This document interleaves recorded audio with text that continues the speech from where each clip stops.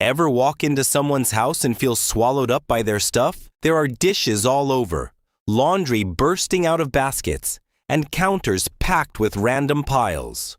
Old bills, mail, gadgets you barely recognize. Our first instinct? We judge. Seriously, who lives like this? Must be laziness. But honestly, laziness doesn't even come close to explaining it. If you dig into the research, chronic clutter has way more to do with the mind than messy habits or not caring. At a certain point, mess is about way more than chores. It turns into a psychological standoff. The brain can handle plenty, but when the surroundings get chaotic, it starts to break down. What seems like neglect on the surface hides an entirely different battle going on inside. Defense mechanisms kicking in. The mind quietly trying to protect itself. If you really want to understand why someone lets their home unravel, you have to dive into how their mind works, how it breaks down tasks, hunts for rewards, and just tries to survive when everything feels overwhelming. So, what's actually happening? 1. Cognitive overload. You've got cognitive overload first. If your executive function is solid, you walk into a messy room and mentally triage. Grab the mug, fold the shirt, wipe the counter. But someone dealing with burnout or executive dysfunction doesn't see just chores. Their brain turns the mess into one huge, tangled nightmare. Everything blends together and feels impossible. The mind freaks out and freezes. It avoids the mess to keep anxiety at bay. 2.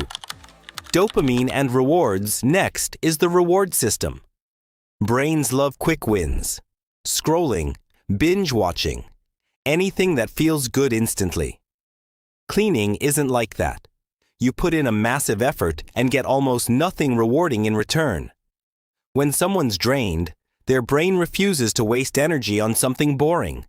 It chases those quick, feel-good hits, and chores keep getting pushed off. 3. Stress and decision fatigue. Then there's just plain exhaustion. Chronic stress drains the brain's ability to make decisions and manage emotions. If someone's wiped out by work or life, their mind slips into survival mode. Suddenly, every random item is a decision. Keep it? Toss it? Where does it go? Sorting junk mail starts feeling like advanced math. As mental energy fades away, the mess grows. So the clutter isn't about laziness or bad character. It's the fallout from invisible struggles. When your mind is overwhelmed, your home naturally mirrors that chaos. Swapping judgment for empathy changes everything.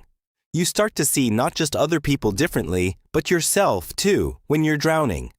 Take a look around your own space. Is there one spot that always piles up when you're stressed? Drop it in the comments. I'd love to hear how your space echoes whatever's going on inside your head.